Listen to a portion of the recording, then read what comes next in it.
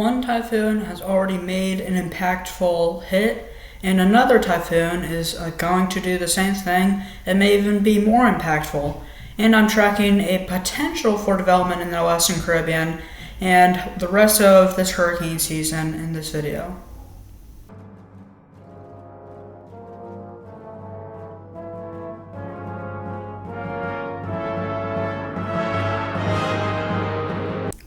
It's CVS Cyclone, Friday, November 7th, 2025. Remnant low Kalmaegi currently has 25 mile an hour sustained winds. It dissipated, I believe, earlier today, November 7th. Yeah, that's today.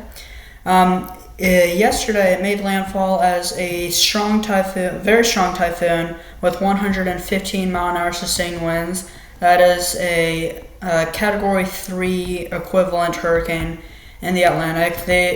This was 1 minute sustained winds. For some reason in the Western Pacific, they do 10 minute sustained winds. I don't really know why. It doesn't really make sense to me.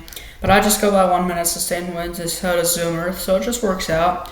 Typhoon Foon is now a typhoon. It currently has 80 mile an hour sustained winds, and is forecast to quickly, if not rapidly, intensify to 130 miles an hour by early tomorrow morning.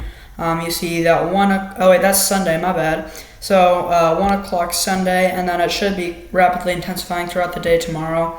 I think it could be a super typhoon, which is equivalent to Category 5 status, but I will be watching it. I think 10 minute sustained winds for a 1 minute sustained winds for a super typhoon. I believe it's 145 or 150. I do think it could reach that because of the Google AI model. And this is a pretty large system, but the Google AI model, starting with, I don't know why I'm all the way over here, with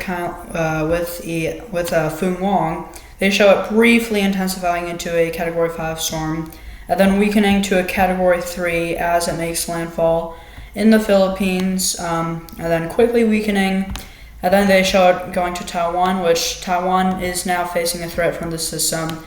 It could be a typhoon or a remnant low. I think more likely a strong tropical storm, if anything. So, yeah, the threat in the Atlantic, starting with the European forecast model, they are not showing this developing. They show a big buildup of rain, which is most likely going to happen.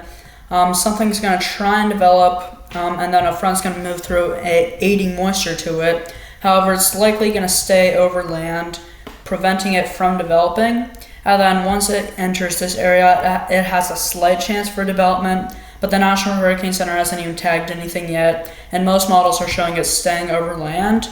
So I don't think it will develop. The GFS, however, does show this developing, and it shows it developing rather quickly into a strong tropical storm, then weakening pretty quickly because there's mountains in Honduras and Nicaragua. So I don't expect that to develop, but it will very likely bring very heavy rains to Honduras and Nicaragua, whatever it is. Probably just a big blob of showers and thunderstorms. It's just sitting there for days, so again, heavy rain. Hurricane Melissa's death toll is up to 83. It hasn't changed in the past 2 days, so that's good.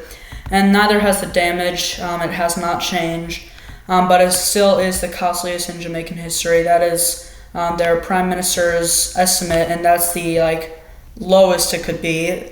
So I'll be monitoring all of Melissa's impacts for you, and both this storm and any future storms to come. So that's it for today, guys. Thanks for watching, and see ya.